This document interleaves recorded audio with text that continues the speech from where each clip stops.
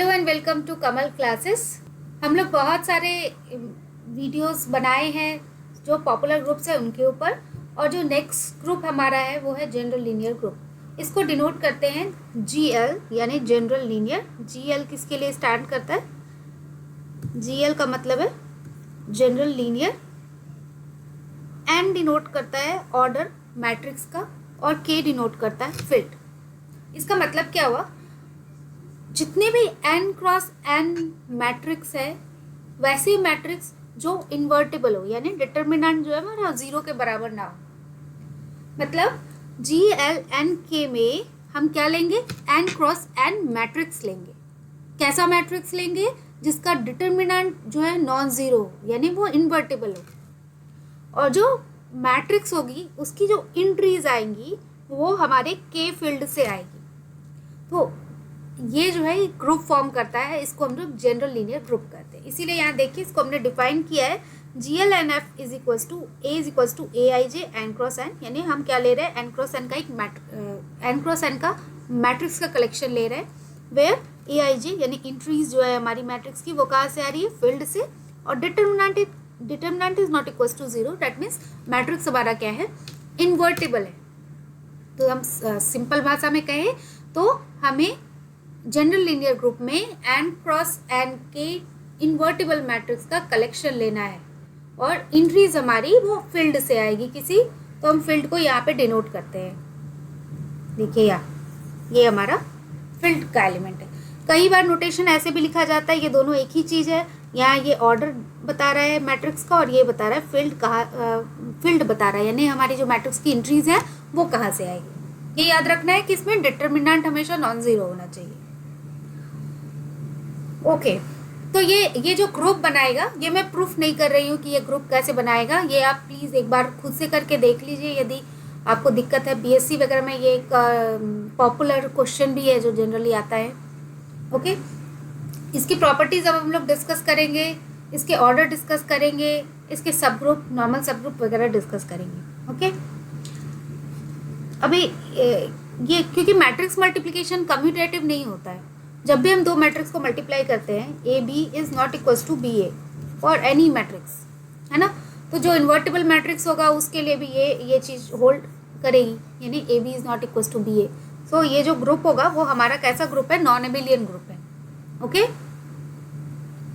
मैं इस सीरीज में सारे नॉन एबेलियन ग्रुप का डिस्कशन कर रही हूँ, क्योंकि अबेलियन ग्रुप्स के लिए हमें अलग अलग से हर ग्रुप्स को पढ़ने की ज़रूरत नहीं है। उसके लिए एक थ्योरम काफ़ी है, वो है fundamental theorem of abelian group, जिसको हम लोग करने जाएंगे, और वो बहुत स्ट्रॉन्ग स्टेटमेंट और बहुत इंपॉर्टेंट है CSIR नेट एग्जामिनेशन के लिए। तो ये सब पहले नॉन अबेलियन वाला हम लोग ख़त्म करके उसके बाद वो थ्योरम करेंगे। चलिए, आई थिंक आपको डेफिनेशन क्लियर हो गया कि कैसा ग्रुप है, ये नॉन अबेलियन ग्रुप है। ओके, अब मैं थोड़ा फील्ड के बारे में डिस्कस करूँगी कि हमारा फील्ड कैसा कैसा पॉसिबल है यहाँ पे, है ना। मतलब हम जो मैट्रिक्स बनाएंगे उसमें के हमारा फील्ड है, तो फील्ड कैसा भी हो सकता है। यहाँ पे एक चीज़ मैं बस रिमार्क में एक चीज़ याद दिलाना चाहती हूँ, ये एक रिजल्ट है फाइनाइट फील्ड से। फाइनाइट फील्ड भी एक बहुत इंपॉर्टेंट टॉपिक है CSIR नेट के लिए। वहाँ का ये एक ये रिजल्ट है जो मैं यहाँ लिख रही हूँ, every finite field is isomorphic to ZP to the power n। ये ZP to the power n का क्या मतलब हुआ? ठीक है, यानी कि हम आप Zn ग्रुप जान रहे हैं ना। ओके, तो मतलब Zn में n की जगह हमारा कोई prime number p to the power n type का ग्रुप, n टाइप का फील्ड होगा। मतलब every finite field is isomorphic to ZP to the power n, यानी हमें जो भी फाइनाइट फील्ड मिलेंगे वो इसी स्ट्रक्चर के मिलेंगे। यानी कैसे कैसे फाइनाइट फील्ड हमें मिलेंगे, जैसे कि हम Z2 ले सकते हैं हम फाइनाइट फील्ड, Z4 ले सकते हैं फाइनाइट फील्ड, Z8 ले सकते हैं फाइनाइट फील्ड। इसी तरह से Z3 हमारा एक फाइनाइट फील्ड होगा, Z9 एक फाइनाइट फील्ड होगा, Z27 एक फाइनाइट फील्ड होगा, है ना। Z5 एक फाइनाइट फील्ड होगा। यदि यहाँ पे लिखा हुआ है ना every finite field is isomorphic to this, तो फिर मतलब आप ऐसे समझिए कि यही हमारे सिर्फ फाइनाइट फील्ड आ रहे हैं, क्योंकि आइसोमॉर्फिज्म का मतलब ही है यदि दो फील्ड हमारे आइसोमॉर्फिक है तो उनकी सारी प्रॉपर्टीज सेम है। ओके, इसका मतलब है जब भी हम जनरल लीनियर ग्रुप में यदि हम फाइनाइट फील्ड डिस्कस करेंगे तो वहाँ पे जो पॉसिबिलिटी है फाइनाइट फील्ड की उसका स्ट्रक्चर होगा ZP⁴n टाइप का। इसका मतलब ये भी है कि हमें Z6 या Z10 या Z14 इस तरह का कोई भी फाइनाइट फील्ड नहीं मिलेगा। ओके, अभी मैं एक एग्जांपल करके दिखाती हूँ। मैंने एक छोटा सा एग्जांपल लिया है क्योंकि मैट्रिक्स में बहुत बड़ा एग्जांपल लेंगे तो हमें बहुत सारे एलिमेंट्स लिखने पड़ेंगे। एक छोटा सा एग्जांपल ले रहे हैं कि हम लोग एक जनरल लीनियर ग्रुप बना रहे हैं 2x2 का, और एलिमेंट्स हमारे Z2 से आ रहे हैं। ये हम कंस्ट्रक्ट कर सकते हैं ना, Z2 क्योंकि ZP⁴n टाइप का है। ओके, चलिए, तो इसमें कैसे कैसे एलिमेंट आएंगे, तो हमें क्या याद रखना है कि हमें ऐसे एलिमेंट्स ले रहे हैं जो जिसका डिटर्मिनेंट जो है वो 0 ना हो, यानी इन्वर्टिबल मैट्रिसेस का कलेक्शन लेना है। तो मतलब हम ऐसे एलिमेंट नहीं ले सकते इसमें, या ऐसे एलिमेंट नहीं ले सकते। ओके, तो मैंने यहाँ लिस्ट आउट किया। देखिए, ये जो ग्रुप जनरल लीनियर ग्रुप बनेगा over Z2 of 2x2 matrix, ये हमारा ये ग्रुप बनेगा। इसमें टोटल एलिमेंट है 6। ओके,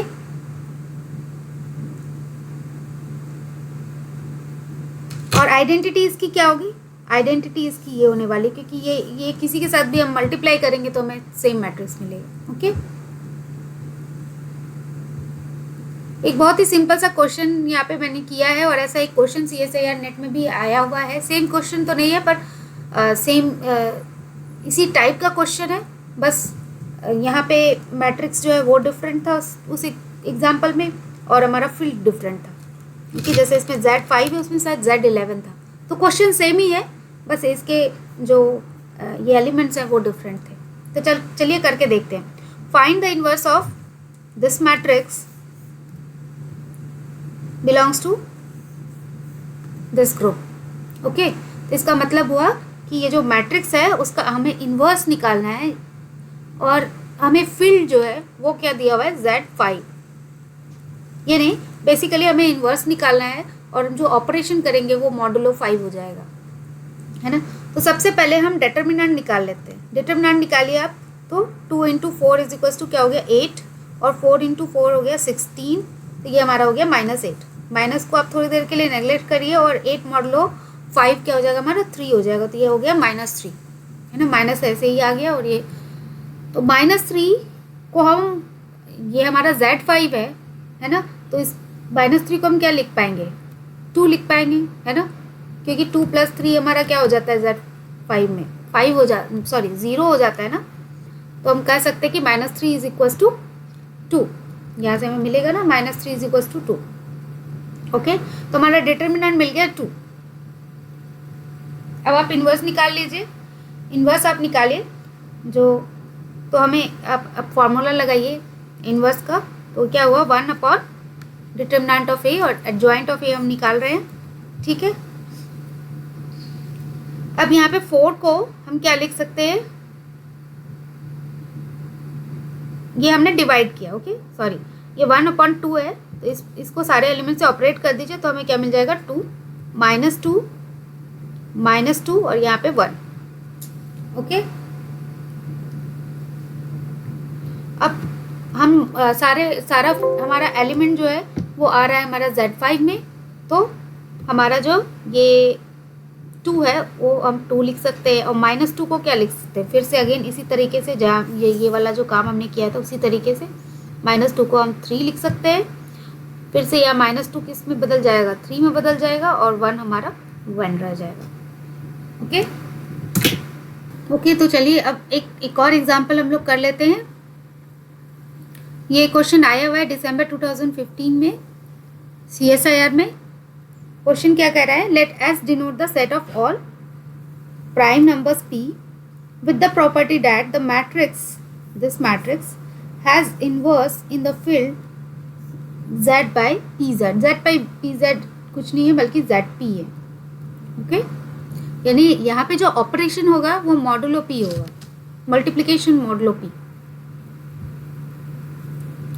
ओके, तो हमें क्या करना है? क्वेश्चन में बोल रहे हैं कि हमें वो S एक दिया है, एक सेट है।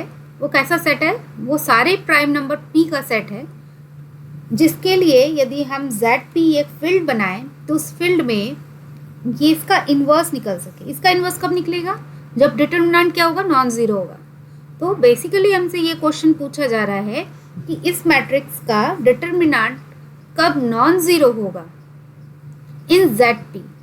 वो कौन कौन से P होंगे जिसके लिए फील्ड बनेगा जो ZP, उसमें जो डिटर्मिनेंट होगा वो नॉन ज़ीरो होगा। आई hope the question is clear. तो हम लोग पहले डिटर्मिनेंट निकालते हैं। जो हमारा डिटर्मिनेंट है वो आप देखिए कैसे निकालेंगे। ये आप मैट्रिक्स शायद देख पा रहे हैं, है ना। या मैंने इस एलिमेंट से डिटर्मिनेंट निकालना शुरू किया है क्योंकि बाकी सब ज़ीरो है तो हमें बहुत आसान हो जाएगा। तो यहाँ से आप देखिए ये 59 हो जाएगा और इसका आप ये देखेंगे ना, डिटर्मिनेंट देखेंगे तो वो क्या आ जाएगा? 91 इंटू 31 माइनस 29 माइनस 31, तो हमें ये आएगा। And this is equal to 59 into 31 common ले लेंगे तो हमें ये मिल जाएगा 62।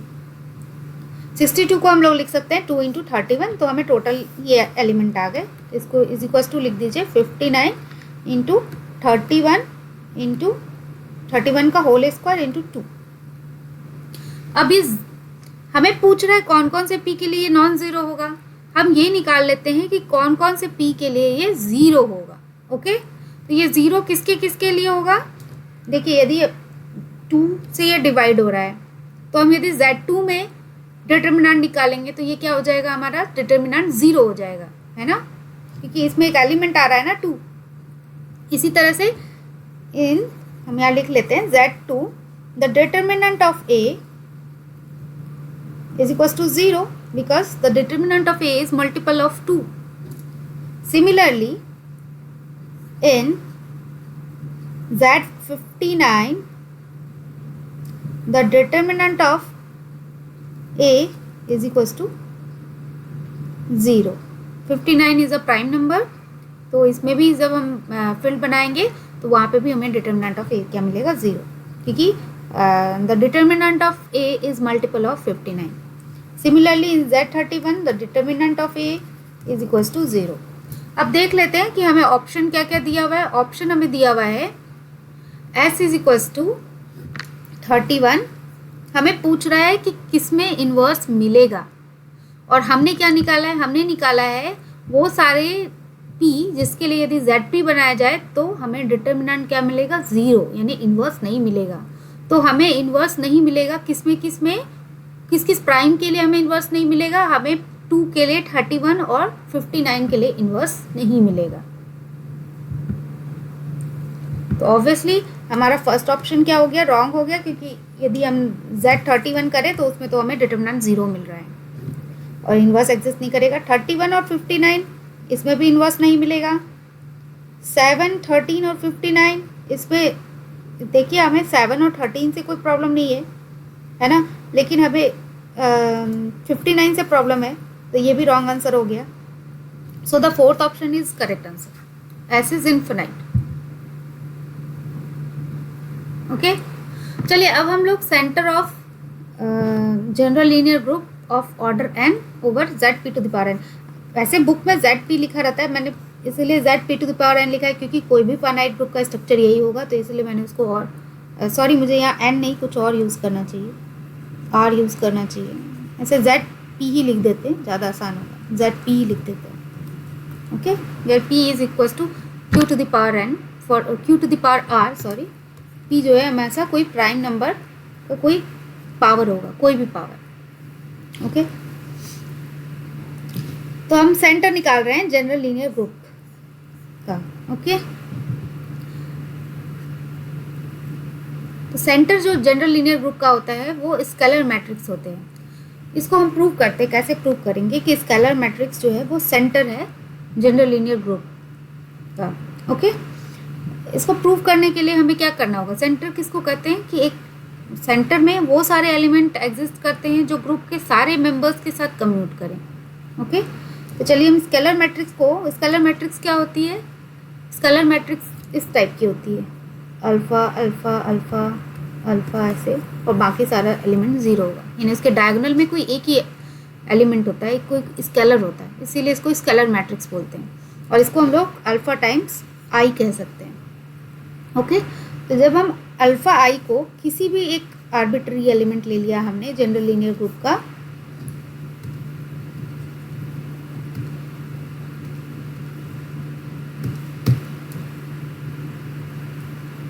सॉरी मैं इस नोटेशन को हर जगह से हटा देती हूँ।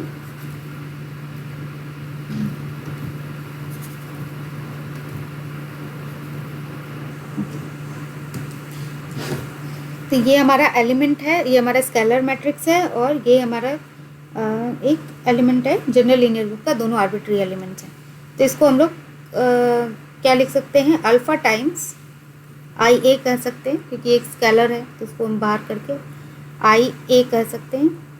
और इसको हम लोग डायरेक्टली आई ए को ए लिख, या ऐसे भी कर सकते हैं, अल्फा टाइम्स ए आई, और इसको लिख सकते हैं ए टाइम्स अल्फ़ा आई, और इसको लिख सकते हैं ए टाइम्स ये अल्फ़ा आई हमने एक साथ कर लिया, ये हमारा स्केलर मैट्रिक्स वापस आ गया।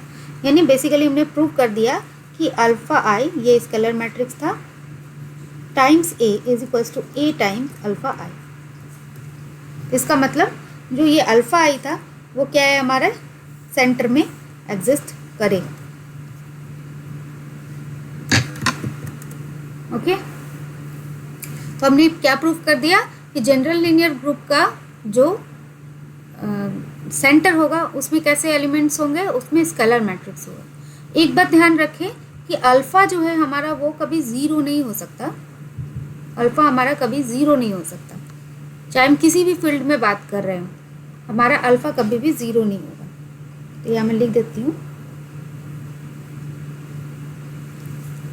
अल्फ़ा बिलोंग्स टू ZQ है and alpha can not be equals to zero. क्यों? क्योंकि हम लोग जो कलेक्शन ले रहे हैं मैट्रिसेस का वो हमारा इन्वर्टिबल मैट्रिसेस होना चाहिए, और यदि हम अल्फ़ा ज़ीरो ले लेंगे तो वो इन्वर्टिबल नहीं होगा। तो इसके जो जनरल लीनियर ग्रुप होगा उसके सेंटर में वो सारे स्केलर मैट्रिक्स होंगे जो कि इन्वर्टिबल है, और वो तभी पॉसिबल है when alpha is not equals to zero.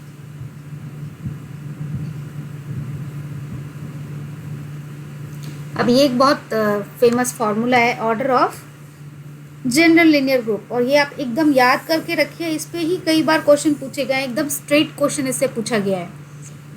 तो order of general linear group over FQ is given by this formula. हमें करना क्या है, आपको ये फाइनाइट फील्ड के लिए फार्मूला हो रहा है, जनरल लीनियर ग्रुप हमारा फाइनाइट फील्ड पे भी बन सकता है और इनफाइनाइट फील्ड के लिए भी बन सकता है। तो ये जो हमारा फार्मूला है ऑर्डर निकालने का, वो हमारा किसके लिए है, फाइनाइट फील्ड के लिए, क्योंकि इनफाइनाइट फील्ड के लिए जनरल लीनियर ग्रुप का ऑर्डर वो क्या हो जाएगा, वो इनफाइनाइट ग्रुप हो जाएगा, है ना। तो वहाँ पे ऑर्डर हमारा डिफाइन नहीं होगा। ओके, तो हमें करना क्या है कि हमेशा जो भी फाइनाइट फील्ड होगा उसका मैंने आपको बताया कि वो हमेशा किस टाइप का होगा, ZP⁴n का। आप P⁴n को थोड़ी देर के लिए, सॉरी P⁴R कहना चाहिए मुझे, क्योंकि n जो है यहाँ पे n क्रॉस n मैट्रिक्स का ऑर्डर के लिए हम n को यूज़ कर रहे हैं। चलिए मान लीजिए कि कोई भी फाइनाइट फील्ड हमेशा इसी टाइप का होगा, हमेशा। अब P⁴R को आप थोड़ी देर के लिए मान लीजिए ZQ, Q को मान लीजिए P⁴R। ओके, तो कोई भी आपको फील्ड दिया रहेगा वो किस टाइप का रहेगा, ZQ टाइप का दिया रहेगा, है ना। अब ये P⁴R से यदि कंफ्यूज हो रहे हैं तो आप इसको नेग्लेक्ट कर दीजिए, हमेशा आपको जो फील्ड दिया रहेगा वो ZQ के टाइप का दिया रहेगा। ओके, तो हमें क्या करना है, Q पे जो ये ऑर्डर है ना n क्रॉस n मैट्रिक्स यदि ले रहे हैं, यदि हम n क्रॉस n मैट्रिक्स ले रहे हैं तो वो हमें n यहाँ लिखना है, और उसमें पहले माइनस करिए 1 में, और आपको कहाँ तक चलते जाना है, 0 से 1 पहले तक चलते जाना है। ओके, ये फॉर्मूला ऐसे याद रख सकते हैं।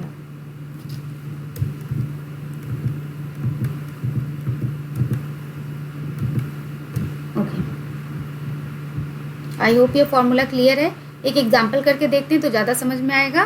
Find the order of general linear group over Z2। ये हमारा general linear group of 3 cross 3 matrix over Z2। तो यहाँ n हमें क्या दिया हुआ है, n की जगह हमें 3 दिया हुआ है, और q की जगह क्या दिया हुआ है, 2 दिया हुआ है। तो आप ये फॉर्मूला लगा दीजिए। हम सबसे पहले क्या करेंगे, q की वैल्यू लेंगे और उस पर 3 क्रॉस 3 का यदि मैट्रिक्स है तो उतना ही पावर कर देंगे, -1 करेंगे, और फिर धीरे धीरे 2 का पावर बढ़ाते जाएंगे। ये बेसिकली 2 to the power 0 है ना। ये फॉर्मूला आप लगा दीजिए तो हमें टोटल मिल गया 168। तो ये डायरेक्ट क्वेश्चन नेट में पूछा गया है एक बार, वो क्वेश्चन भी हम लोग डिस्कस करेंगे आगे। अब कुछ सब ग्रुप्स के बारे में बात कर लेते हैं। The set of all upper triangular matrix is also a subgroup of general linear group over any field, okay के। यानी कि हम चाहे फील्ड को ZP टाइप का लें या हम फील्ड को कोई इन्फिनाइट फील्ड ले लें, जैसे Q है, R है या सेट ऑफ कॉम्प्लेक्स नंबर है। सभी केसेस में यदि हम उसके सब ग्रुप की बात करेंगे तो यदि हम सारे के सारे अपर ट्रायंगुलर मैट्रिक्स का एक सेट ले लें तो वो एक सब ग्रुप बन जाएगा। यहाँ भी आपको ये याद रखना है कि जो भी हम अपर ट्रायंगुलर मैट्रिक्स का सेट ले रहे हैं उसके डायगोनल में कोई भी जीरो नहीं होना चाहिए। ओके, ऐसा कुछ भी नहीं होना चाहिए, यानी डिटर्मिनेंट जो है हमारा वो ज़ीरो नहीं होना चाहिए जो भी हम अपर ट्रायंगुलर मैट्रिक्स यहाँ ले रहे हैं। तो हमें ऐसे अपर ट्रायंगुलर मैट्रिक्स का कलेक्शन लेना है जिसका डिटर्मिनेंट जो है वो ज़ीरो नहीं है। ओके, ये एक सब ग्रुप फॉर्म करता है general linear group of n cross n matrix over the field K। इसको कोई रिगरस प्रूफ मैं यहाँ नहीं कर रही हूँ, बस आपको 2 लाइन लिख के समझा दे रही हूँ कि कैसे ये सब ग्रुप है। जब भी हम सब ग्रुप प्रूव करते हैं तो हम दिखाते हैं कि क्लोजर लॉ होल्ड कर रहा है और इनवर्स किसी भी आर्बिट्री एलिमेंट का उसी में है, उसी हमारा सब ग्रुप में है। जो हमने सेट को क्लेम कर रहे हैं सब ग्रुप है उसी में है, ऐसा हम दिखाते हैं। फाइनाइट ग्रुप्स के लिए तो और भी आसान हो जाएगा। यदि हम के की जगह फाइनाइट लेते, कोई भी फील्ड लेते और उसके लिए यदि यही स्टेटमेंट हमें प्रूव करना हो तो हम सिर्फ क्लोजर लॉ ही दिखाएंगे। ओके, तो यहाँ पे ये रिजल्ट्स जब हम लोग मैट्रिक्स पढ़ रहे थे तो वहाँ भी ये रिजल्ट्स हमने प्रूव किए थे कि product of 2 upper triangular matrix is always upper triangular matrix, इसीलिए क्लोजर लॉ हमारा होल्ड कर जाएगा। और इन्वर्स भी अपर ट्रायंगुलर मैट्रिक्स का अपर ट्रायंगुलर मैट्रिक्स होता है, इसीलिए जो भी हम एलिमेंट्स लेंगे अपर ट्रायंगुलर मैट्रिक्स का उसका इन्वर्स भी उसी सेट में बिलोंग करेगा। तो ये जो सेट है हमारा अपर ट्रायंगुलर मैट्रिक्स का, ये एक सब ग्रुप फॉर्म करेगा general linear group of n cross n matrix over K का।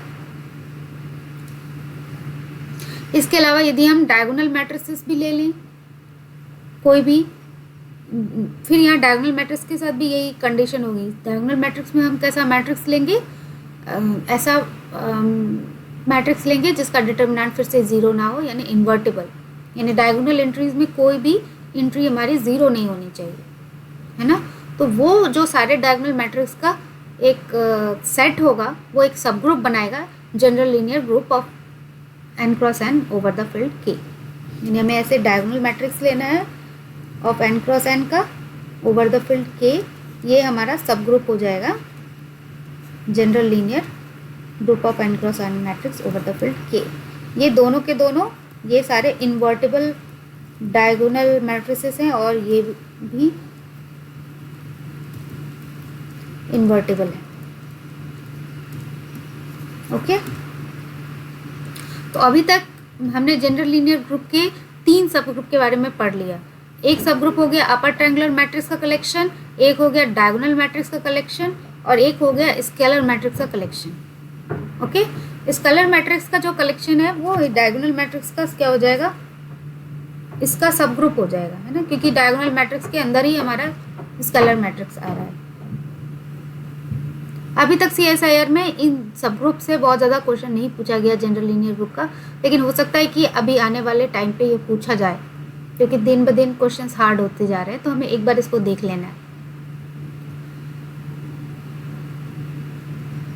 एक और चीज़ मैं यहाँ मेंशन करना चाहती हूँ कि जो हम अभी सेंटर पढ़े वो क्या था, सेट ऑफ स्केलर मैट्रिक्स। तो जो हमारा सेंटर होगा वो हमें एक क्या मिला है, नॉर्मल ग्रुप मिला है, क्योंकि सेंटर हमेशा क्या होता है, नॉर्मल होता है। तो यदि हम general linear group of n cross n matrix over the field F की बात करें तो उसका हमें एक नॉर्मल सब ग्रुप मिला है और वो है set of all scalar matrix. Okay, तो यहाँ मैंने जो अभी तक हमने पढ़ा है उसका एक समरी लिखा है कि हमारा general linear group of n cross n matrix over the field F is non abelian group over F। ये इन्फिनाइट भी हो सकता है और फाइनाइट भी हो सकता है ना। अपर ट्रायंगुलर मैट्रिक्स जो जिसका डिटर्मिनेंट ज़ीरो ना हो और इन्वर्टेबल डायगोनल मैट्रिक्स, यहाँ भी हम इन्वर्टेबल लिख देते हैं, invertible upper triangular matrix and invertible diagonal matrix forms a subgroup of G, L and K. The set of matrix, this set of scalar matrices center of general linear group, and this is also normal subgroup, है ना। अब यहाँ पे हमने लिखा है कि the general linear group can be finite और infinite, it depends on the field. यदि हमारा फील्ड इन्फिनाइट है, जैसे Q पे ले ले, R पे ले ले, तो C पे ले ले, तो हमें एक इन्फिनाइट नॉन एबेलियन ग्रुप मिलेगा, और यदि हम फाइनाइट फील्ड पे लेंगे तो हमें जो ग्रुप है वो फाइनाइट मिलेगा। उसका ऑर्डर भी हम लोगों ने डिस्कस कर लिया।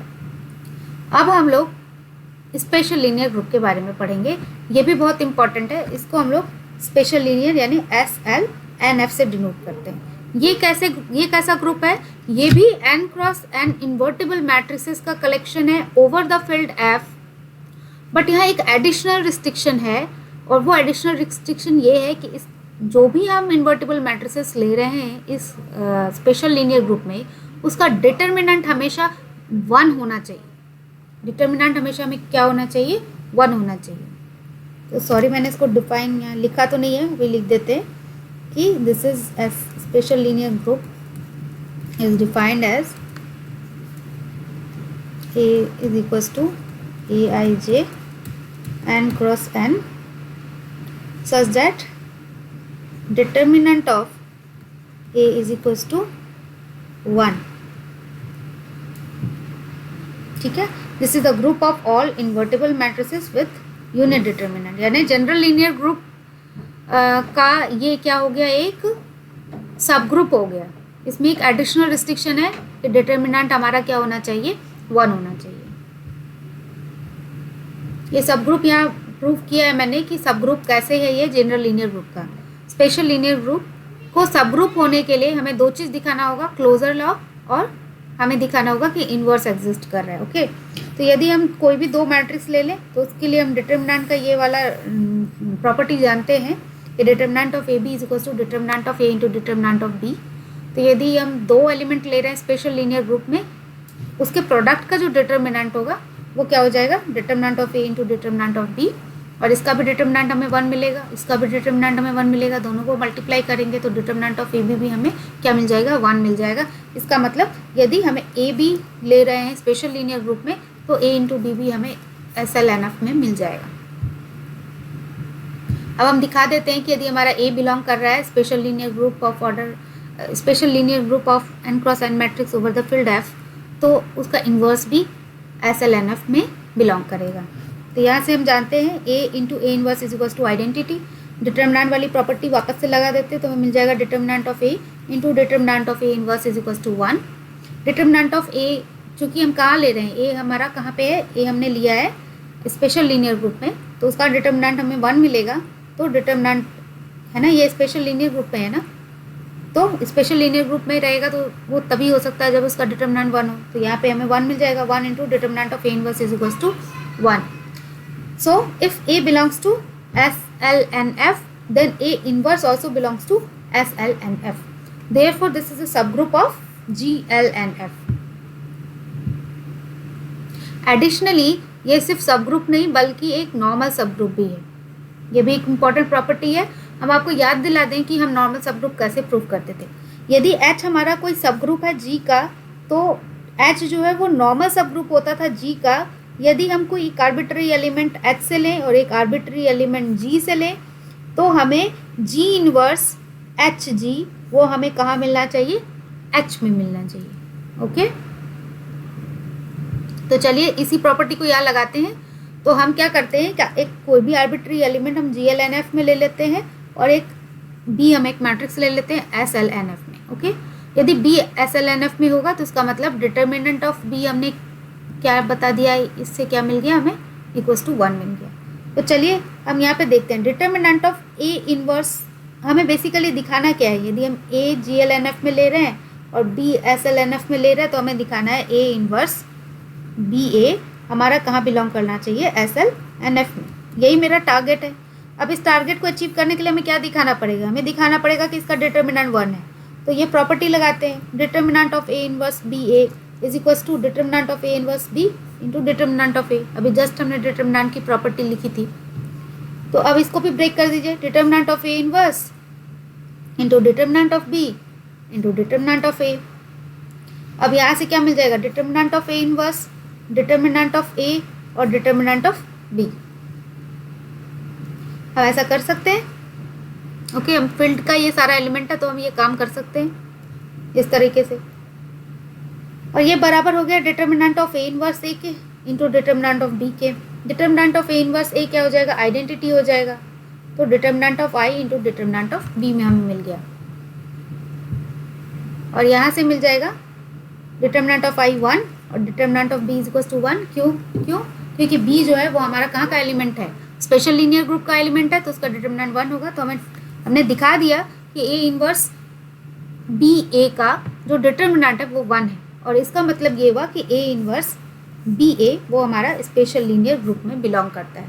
इसीलिए ये प्रूव हो गया कि S L N F is normal subgroup of G L N F. Okay, अब ये भी फॉर्मूला देख लीजिए, ये भी बहुत इंपॉर्टेंट है क्योंकि CSIR में डायरेक्ट क्वेश्चन इससे पूछा जाता है। The order of S L N F Q, ये यदि फाइनाइट फील्ड पे हम स्पेशल लीनियर ग्रुप बनाए तो वो हो जाएगा 1 by Q minus 1 order of GL FQ के बराबर, ठीक है। और इसका फॉर्मूला हम लोग लिख चुके हैं। इसका फॉर्मूला क्या था, इसका फॉर्मूला ये था, और इसको हमें किससे डिवाइड कर देना है, Q माइनस 1 के। तो हमें एक फॉर्मूला मिल गया order of special linear group of n cross n matrix over FQ का। इसमें से डायरेक्ट क्वेश्चन आपको पूछा जा सकता है, तो इसको आप जरूर याद रखें। अब थोड़ा सा डिस्कशन SLNF के भी सेंटर पे कर लेते हैं। हमारे GLNF का जो सेंटर था वो क्या था, वो था set of all invertible scalar matrices, है ना, set of all invertible scalar matrices. यहाँ पे SLNF का भी सेंटर उसी तरीके से वैसा स्केलर मैट्रिक्स है, यहाँ भी सेंटर में स्केलर मैट्रिक्स है, पर एक एडिशनल क्राइटेरिया ये है कि उसका जो डिटर्मिनेंट है वो क्या होना चाहिए, 1 होना चाहिए। Okay, the centre of SLNF is simply the set of scalar matrix with unit determinant. तो आपको याद रखना बहुत आसान है कि GLNF का सेंटर क्या है, scalar matrix, invertible scalar matrix, वहाँ पे क्राइटेरिया था determinant is not equal to 0। और SLNF का सेंटर क्या है, उसमें एक और क्राइटेरिया आप ऐड कर दीजिए कि इसका डिटर्मिनेंट क्या होना चाहिए, वो 1 होना चाहिए। ओके, यदि हम सेट ऑफ कॉम्प्लेक्स नंबर की बात करें, द सेंटर ऑफ, ये हमने क्या किया, एक स्पेशल लीनियर ग्रुप लिया n क्रॉस n मैट्रिक्स का over the field of complex number. तो यदि हम इसके सेंटर की बात करेंगे ना, तो उसके लिए बहुत अच्छा रिजल्ट है, the centre of this group is isomorphic to nth root of unity. Okay, तो यहाँ पे मैंने एक एग्जाम्पल लिखा है, the centre of SL 3, C will be these matrices. क्यों, यहाँ पे मैंने ये जो रिजल्ट लिखा आप इसको देख लीजिए कि हमें सेंटर में क्या कौन कौन से एलिमेंट मिलेंगे, थर्ड रूट ऑफ यूनिटी मिलेगा, है ना, वो इसके आइसोमॉर्फिक होगा, सॉरी, है ना। ए जो हमने रिमार्क लिखा है उसमें क्या लिखा है कि यदि हम SLNC की बात करें तो आइसोमॉर्फिक होगा nth रूट ऑफ यूनिटी के। तो यदि SL 3, C की बात करें तो वो किसके आइसोमॉर्फिक होगा, थर्ड रूट ऑफ यूनिटी के। अभी हमने क्या पढ़ा कि सेंटर में वो एलिमेंट होंगे जिसका वैसे स्केलर मैट्रिसेस होंगे जिसका कि डिटर्मिनेंट 1 के बराबर हो। तो आप देख लीजिए कि इसके मैट्रिक्स में, इसमें कैसे कैसे मैट्रिक्स आएंगे। इसमें हमारे ये एलिमेंट आएगा, आप देख लीजिए इसका डिटर्मिनेंट 1 आ रहा है। अभी इसके सेंटर में ये एलिमेंट आएगा, क्यों, क्योंकि यदि हम इसका डिटर्मिनेंट निकाले तो हमें क्या मिलेगा, ओमेगा क्यू, और ये क्या मिल जाएगा, दिस इज इक्वल टू 1, और यहाँ क्या मिलेगा, इसका डिटर्मिनेंट ओमेगा स्क्वायर का cube, and this is also equal to 1। तो हमें इसके सेंटर में ये 3 एलिमेंट मिलेंगे। अब कुछ क्वेश्चन कर लेते हैं CSIR नेट का। ये देखिए क्या क्वेश्चन आया था, let S denote the set of all prime number P such that a following matrix is invertible. Excuse me. Let S denote the set of all prime P such that the following matrix is invertible when considered as a matrix with the entry in ZP.